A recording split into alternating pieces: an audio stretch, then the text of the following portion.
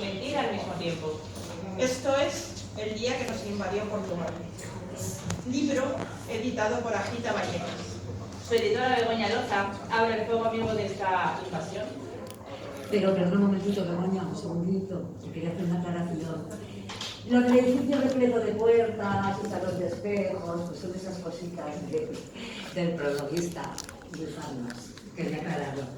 Begoña, todas tuyas. Gracias, compañeras. Buenas tardes a todos. Aquí estamos en el Ateneo Republicano de Vallecas para presentar El día que nos invadió Portugal, una crónica negra de la pandemia en Vallecas. Yo no me voy a extender mucho porque hoy tengo la suerte de contar con 4 compañeros que me acompañan, que saben mucho más y que son los que pueden editar. Y al primero que vamos a dar paso es a Paco Pérez, que fue quien pergeñó aquí el artefacto. Paco, ¿qué nos cuentas? Pues me han dicho que os cuente poco. No, me han dicho... No, es verdad, porque hicimos una presentación en el marco de la Feria del Libro de Vallecas, que recuerdo que se recuperó, ¿no?, estando al frente de la Junta Municipal del distrito, y creo que me extendí mucho. Vamos, contaste el libro. La gente entonces no va a tener ningún interés por leerlo. Yo quiero entonces dar solo unas pocas pinceladas. Es un libro, es mi primera novela, y tiene 2 partes.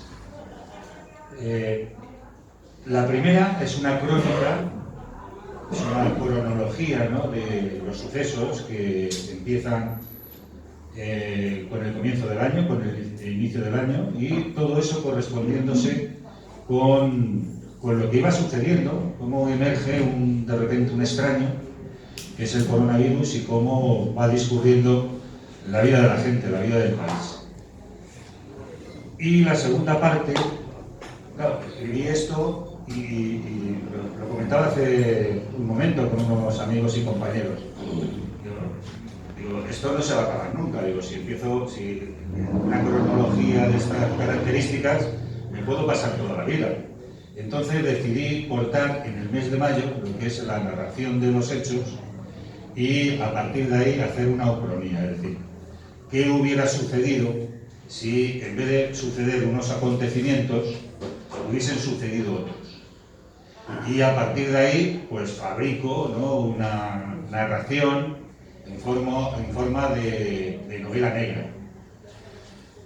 Y detrás de eso, lo que subyace es una idea que los escritores de verdad, no como yo, han hecho pues, cuando se han fijado, ¿no?, en las grandes tragedias de la humanidad, en las epidemias, en las pandemias, de que en esas situaciones emerge lo mejor y lo peor de la sociedad. Lo mejor, pues esas redes de solidaridad que han surgido y desde luego Vallecas ha sido un distrito, ¿no?, un barrio, una comunidad donde esas redes de solidaridad han sido, digamos, ejemplares, reconocidas, y que todos tenemos que sentirnos muy orgullosos de formar parte de esta comunidad. Y por otro lado también surge lo peor, los ventajistas, los corruptos, los políticos que miran en el corto plazo, y es un poco esa disyuntiva, ¿no?, entre esas dos, digamos, esos dos impulsos que surgen en situaciones críticas. Es un libro que además escribí básicamente en la época del confinamiento más duro, la del Resistiré. Yo sé que a casi todo el mundo le gusta mucho Resistiré, pero yo, como dice uno de los protagonistas, siempre he odiado la canción esta. No sé muy bien por qué, pero a mí no comparto los gustos mayoritarios del público. Y fueron, pues eso, empecé a escribirlo seguramente en febrero, que empecé a ver que había sucesos, en marzo, ya cuando estábamos confinados, de que era un tema sobre el que habría que dejar, ¿no?, constancia de lo que estaba pasando. Y en mayo ya me fui cuando el tema giró hacia una novela negra y, por supuesto, sucesos totalmente creados, ¿no?, inventados, ¿no?, en mi imaginación. Y lo acabé en el verano, en agosto le di un impulso con las vacaciones y en octubre me parece que mandé las últimas correcciones, octubre, noviembre, las últimas correcciones a Bego, también lógicamente con los consejos, todos muy acertados, que me dieron y que yo creo que han mejorado sustancialmente el libro. Es decir, que es como es una cronía, lo haces casi con la intención deliberada de equivocarte. Es decir, que nadie, a lo mejor algunos se pone, joder, es que las cosas han sucedido totalmente al revés de como tú decías. No, es que yo no quería acertar. Es un ejercicio imaginativo de qué hubiera ocurrido en España si acontecimientos que han dependido de un hilo hubiesen sucedido de otro. Ya con perspectiva, con el retrovisor puesto, pienso que hay gente que nosotros hemos acertado, ¿no?, desde luego en tejer esas redes solidarias y en esa visión de que había que salvar fundamentalmente a las personas, a todos, ¿no?, pero fundamentalmente a las personas mayores. Que el libro está dedicado a todas las personas mayores que murieron en la soledad de las residencias, ¿no? Y yo creo que acertamos, pero no sé si acertamos en una visión de la historia. Hay gente que ha visto, bueno, todas las pandemias, la humanidad ha pasado por pestes, por epidemias, por pandemias, y al final ha salido adelante. Y yo no sé, yo desde luego sí tenía un cierto escepticismo de que se pudiera salir de este atolladero. De hecho, el libro se terminó de escribir antes de la aparición de las vacunas. Y yo apunto ahí de que la solución, lo que se está buscando ahí no es tanto la vacuna, sino como un medicamento, que es otra cosa, que atendiera a los casos más graves, ¿no? Pero es verdad, hay gente que ha tenido esa visión histórica que a lo mejor muchos no hemos tenido de manera colectiva, de que al final la humanidad también tiene como especie, tiene sus propios anticuerpos y también termina saliendo adelante. Si solo viendo la historia de las grandes tragedias que ha habido y epidemias que han durado decenios de años y tal, y al final las cosas se han resuelto y nos acordamos casi en términos históricos como si eso hubiera sido una anécdota. He invitado aquí a algunos amigos, aparte de mi amigo prologuista y músico y mecánico, Luis Farnós. He invitado a dos amigos y ha sido a propósito, que ha sido a Guti, un compañero conocido de todos y que, bueno, pues hasta hace muy poco era el secretario de la Federación de Industria de Comisiones. Se llama Pedro Sánchez, que no puede venir. Vale. Bueno, y oye, es un buen amigo. La primera entrevista que se hizo en televisión se lo hice yo, como se lo recuerde una vez que no nos Y se tiró hasta un brazo cuando inauguramos la sede de Seis. Y otro Villalobos, que es de la Asociación Regional del Pau y ahora actualmente presidente de la Federación Regional de Asociaciones de Vecinos. Y yo en el libro, de alguna manera, también hay una reivindicación de aquellos movimientos que muchos los dan por muertos, como son los sindicatos y como son las asociaciones de vecinos, y que se han demostrado imprescindibles y que sin ellos esta etapa tan oscura, tan dramática que hemos pasado, hubieran sido mucho peores. Yo quiero reivindicar la vigencia del movimiento sindical, de los sindicatos, y quiero reivindicar la vigencia de las asociaciones de vecinos. Ahora es muy fácil, hay mucho moderno, entre comillas, que, bueno, pues que hablan de otro tipo de movimientos que están muy bien, que están, vamos, fenomenal. Pero hay cosas que yo creo que no, que son necesarias y que perduran porque responden a necesidades de la gente. Y, como os decía, cuando suceden situaciones tan absolutamente críticas, afloran y forman parte de lo mejor de nuestra sociedad. Y por eso he querido invitar a estos dos amigos, que además son de Vallecas, y que además es del Ensanche, que es el escenario donde reside la protagonista del libro. Guti es del pueblo Vallecas, ahora le hemos acogido aquí, desde hace ya bastantes años en el puente. Bueno, y eso es lo que os quería decir, y que os quiero mucho a todos y a todas.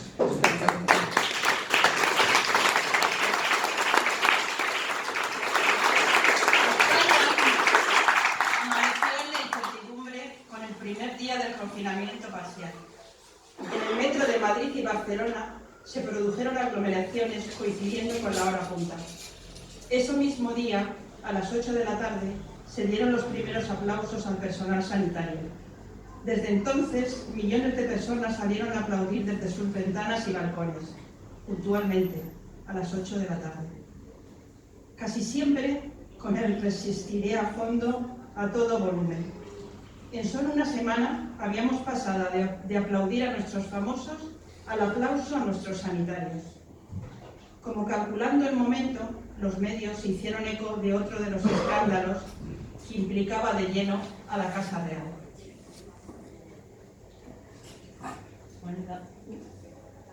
Pues sí, Luis. Tiro para adelante. Tira para adelante. Buenas tardes, compañeros. Pues me tocó hacer el prólogo y bueno, pues quise hacer un prólogo bastante también técnico, aunque con algunas cosas para no desgranar de alguna forma el misterio que alberga el libro. O sea, que no iba a decir eso de al final de la película el muerto es... No, en ese sentido. Entonces, bueno, pues también este prólogo me ha consagrado como escritor. ¿Por qué? Porque yo tengo 8 libros publicados y este era el 9º prólogo. Y cuando un escritor o aspirante a escritor tiene más prólogos que libros, entonces ya es un escritor consagrado. Claro. Sé de escritores que tienen más de 100 prólogos y 3 libros. ¿Para que sí? Perdón. Bueno, otra cosa que me sorprendió en la primera lectura es que Paco Pérez se transviste en Leonor Gutiérrez, la periodista, que además me gustó mucho cómo consigue estar en todas partes como si fuera un narrador omnisciente. ¿Por qué? Porque es periodista y tiene que estar en todas partes, aunque está casi contado en primera persona, que eso le da mucha credibilidad al libro. O sea, son cosas que a lo mejor tú no has caído, pero yo te las recuerdo. y luego hablo de muchas cosas aquí, pero por ejemplo hablo del realismo mágico, hablo de Juan Rulfo con Pedro Páramo, y no quiero dar... y hablo de esto porque realmente lo que se trata en el libro, como bien ha dicho Paco, es una ucronía que, bueno, que imaginaos, vamos a explicar. Si se hubiera ganado la guerra civil por el ejército republicano, pues tú puedes hacer otra novela, como ya hay 2, en la cual la realidad es completamente diferente. Pero lo más difícil de este libro es que es una ucronía a tiempo real. Que eso, claro, ahí no hay equivocación, te vas a equivocar porque te vas a equivocar. Ya en la ucronía lo que te saltas es la realidad. Bueno, pues en esta ucronía a tiempo real es un salto al vacío, premeditado.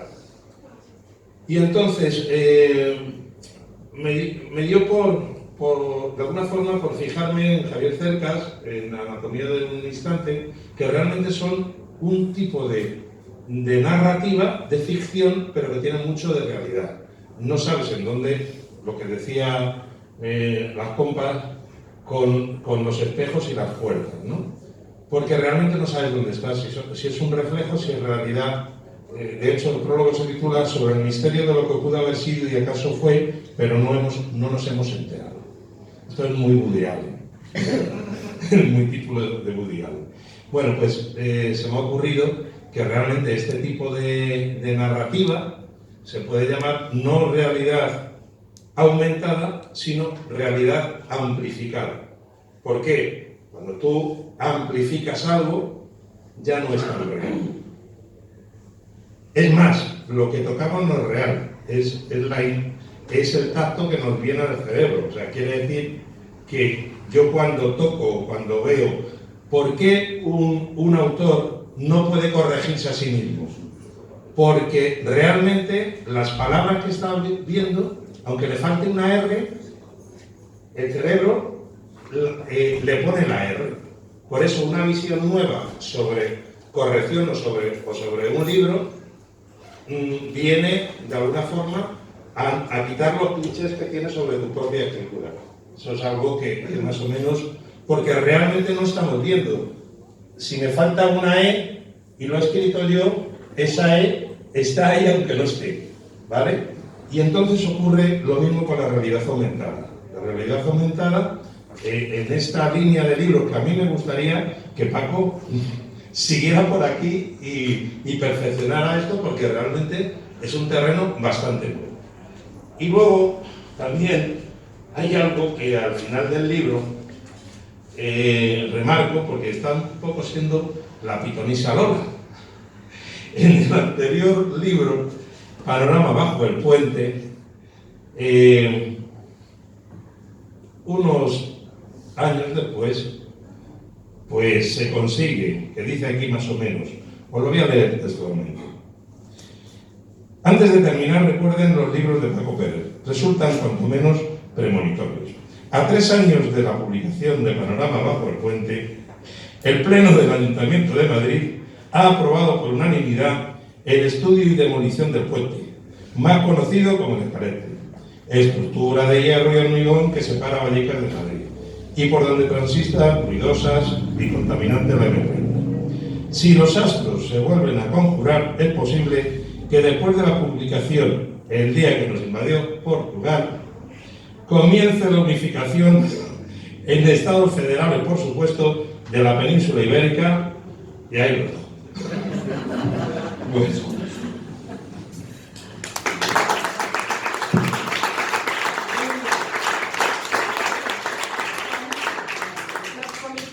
Tenían el reconocimiento de los vecinos y sus instituciones se seguían escrupulosamente allá donde interviniese los más de 5 millones de parados que acarreó el coronavirus, nutrían de voluntarios a estas organizaciones. Yo misma participé en el comité de Villa de Vallecas, con mis amigos de la Huerta del Congosto. En los últimos meses éramos muchos más. Estábamos en el lado de la gente y juntos saldríamos adelante. Y seguimos adelante con Quique. Bueno, pues muchas gracias por la invitación. Yo voy a hacer un poquito de spoiler, pero no del libro, sino del prólogo de Luis, que también ya lo he hecho, porque se lo había leído, pues pero voy a comentar, ¿no? Que una de las primeras cosas que dice es que lo típico es, si has llegado hasta aquí es porque eres de qué, ¿no? Bueno, pues sí, yo soy de los que los libros los empiezo por el prólogo, luego por la introducción, incluso a veces hasta los empiezo por todas esas cosillas que ponen en los cantos y tal, porque si no, como que me cuesta más enterarme, ¿no? Y entonces ahí fue cuando yo descubrí el término ucronía, que cuando lo leí pues me tuve que ir al diccionario. Ahora no lo han contado amablemente, pero yo cuando lo leí la primera vez pues tuve que ir y ver que es una reconstrucción histórica construida lógicamente y que se basa en hechos posibles pero que no han sucedido realmente, ¿no? Bueno, ya dije, bueno, pues vamos a ver lo que me encuentro, ¿no? Luis en su prólogo viene a decir que es una novela difícil de clasificar, pero luego enseguida se pone a clasificarla. Entonces, le mete todo ese contenido, ¿no? Paco, en la portada y en su introducción, viene a decir, así en plan breve, que es una crónica negra de la pandemia en Vallecas con K, y que tiene esas dos partes que nos ha explicado, ¿no? Y vuelvo a usar el término, ya ahí no tuve que ir al diccionario porque ya lo había leído. Y bueno, el libro, como ha comentado Paco, hace un repaso de los primeros meses, especialmente de los primeros meses de la pandemia, básicamente desde el confinamiento, ¿no? Y eso lo hace con un relato a modo de crónica. Y yo creo que es una crónica en la que se le nota mucho el oficio a Paco, ¿no? Que después de tantos años dedicándose a la comunicación, al periodismo, y en donde en su introducción también reconoce que es un pequeño homenaje a la nueva prensa digital y a aquellos profesionales que han informado con honestidad durante los peores momentos de la pandemia. Y esto lo lleva a pie juntillas porque él hace una crónica muy honesta de todo ese tiempo. Evidentemente no es larguísima y no se puede meter en súper cosas minuciosas y muy pequeñitas, pero no se deja nada. Y sobre todo no se deja ni las cosas buenas ni las cosas malas, que las hubo y demasiadas, ¿no? Porque aunque hubo algunas cosas que fueron inevitables, hubo muchas cosas que se pudieron hacer de manera más eficaz, más eficiente y sobre todo de manera mucho más humana. Y es aquí donde, a mi modo de ver, a Paco se le nota que le duele en el alma el trato que recibieron las personas mayores en las residencias, más allá de que además les dedica el libro, ¿no?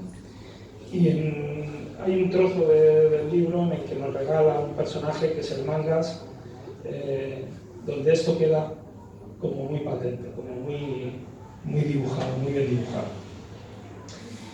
El texto tiene, a mi modo de ver, pasajes conmovedores. A mí me ha conmovido el libro. Y tiene personajes conmovedores. Y eso en el siglo XXI, en el año 21, me parece que es toda una proeza, visto cómo está la vida de hoy.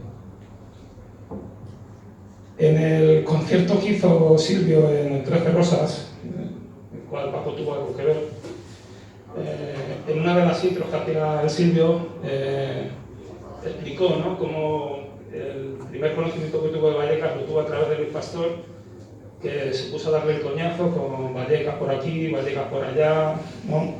Y acabó el hombre poniendo, vale, pues existe un sitio especial que se llama Vallecas.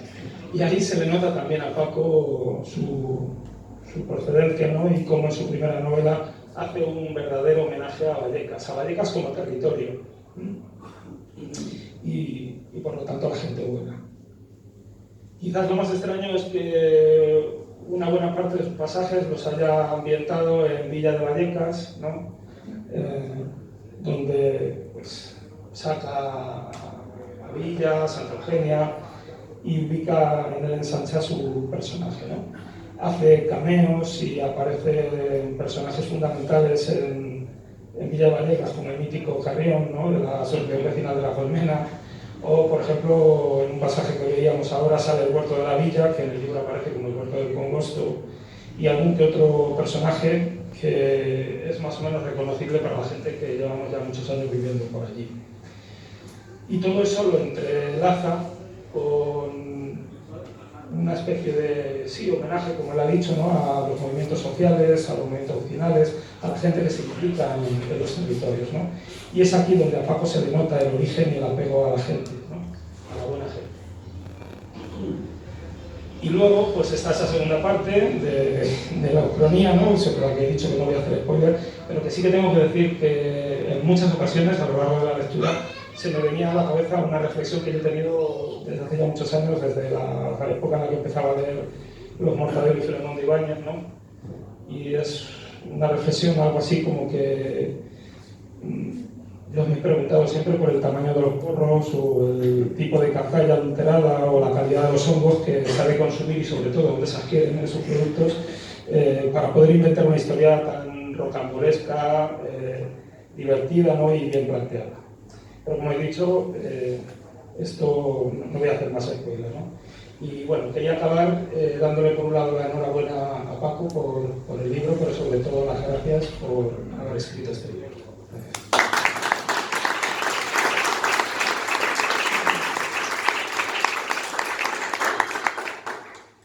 Aquella mañana me cité en una cafetería de la calle Mayor con Cándido Diego, miembro de la Dirección de Comisiones Obreras, y con Atilano Puello, de la Coordinadora Estatal de Comités de Barrios. Los dos fueron designados por sus organizaciones para entrevistarse con Eduardo Mendiola García de la Vega, jurista de reconocido prestigio y uno de los padres de la Constitución de 1978. Conocí a Dieguez, al que todos llamábamos Candy, desde hacía muchos años, pues era vecino de Vallecas, donde siempre destacó como un elemento muy activo dentro de los movimientos sociales. Era evidente que simpatizaba con los comités de barrio. Aquí está Candy. Bueno, buenas tardes a todos y a todas. Voy a hablar en nombre de Candy, porque como decía aquí que hay personajes muy reconocibles, y yo me he reconocido en la figura de Candy, lo cual agradezco a Paco, pero me parece un exceso, ¿no? Para hablar de esas dos partes del libro, ¿no? Porque también es difícil, yo no estoy acostumbrado a hacer presentaciones del libro, lo que he presentado el libro han sido libros del sindicato, y ahí hay que hacer spoiler porque hay que contar el libro antes de que la gente lo entienda y lo comparta. En este caso va a ser difícil, voy a intentar no entrar en ese terreno resbaladizo de contar cosas, pero sí la primera parte, que es una parte muy cronológica, yo creo que es un ejercicio muy interesante de recuerdo. O sea, han pasado muchas cosas en muy poco tiempo, de manera muy traumática, y visto a poco, yo leí el libro hace poco, sorprende todo lo que nos ha pasado en tan poco tiempo. Yo recordaba algunos de los momentos cruciales que contaba, pues como cuando paramos las fábricas de la automoción en nuestro país, y las tuvimos que parar abruptamente, el mismo día que paramos las fábricas, estábamos traduciendo del coreano los protocolos de rearranque de las fábricas de automoción en Corea. Que cuando se hizo el Real Decreto de paralización de toda la actividad, tuvimos que arrancar la siderurgia porque nos petaba el sistema eléctrico, porque de repente bajar tantos megavatios del sistema eléctrico era imposible.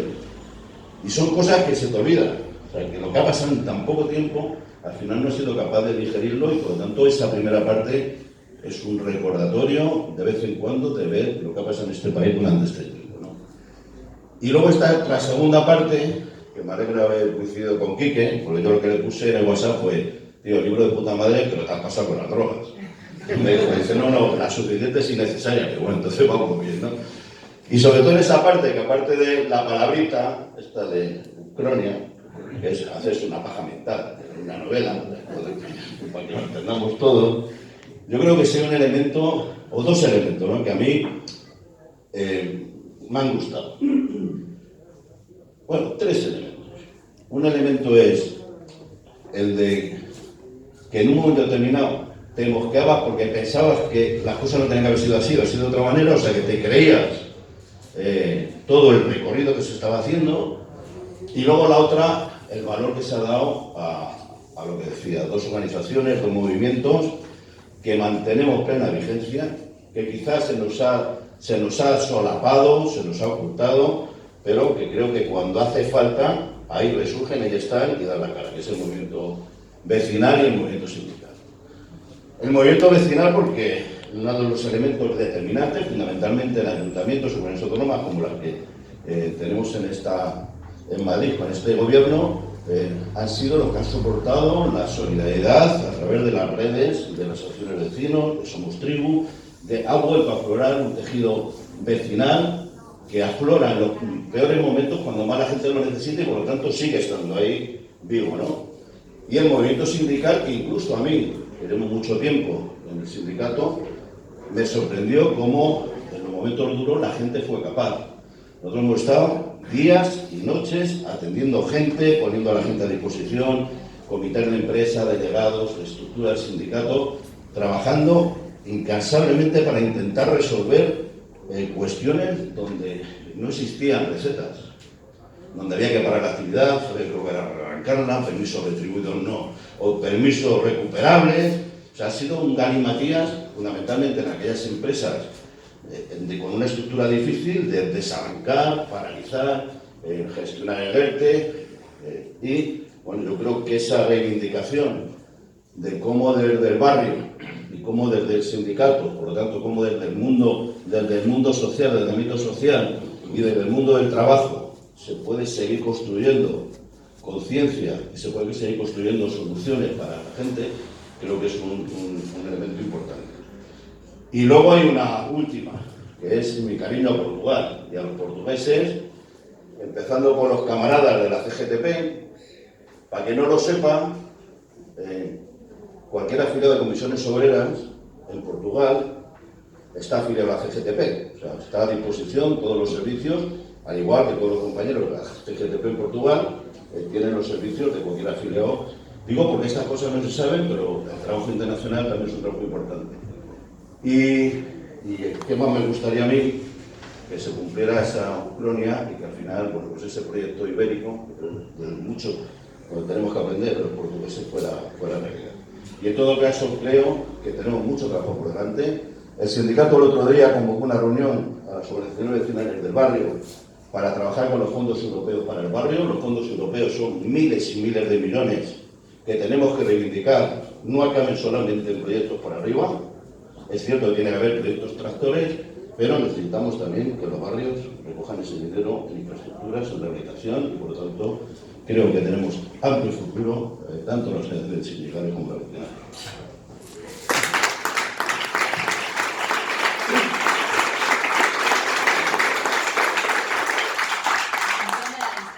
El espacio y el tiempo me angustiaban.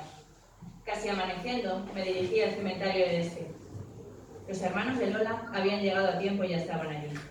Nos saludamos con un leve gesto, respetando los 2 metros de distancia de seguridad, y acompañamos a Josefa Díaz Martín, natural de Chinchilla, provincia de Albacete, hija de José y María de los Llanos.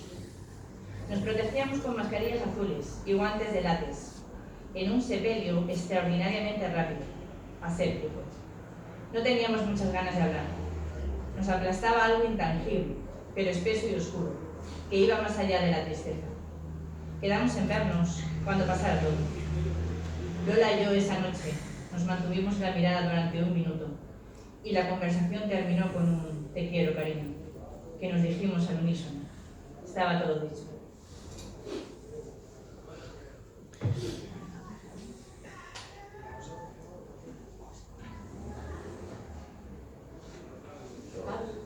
Música, Javi. Hola, Javi.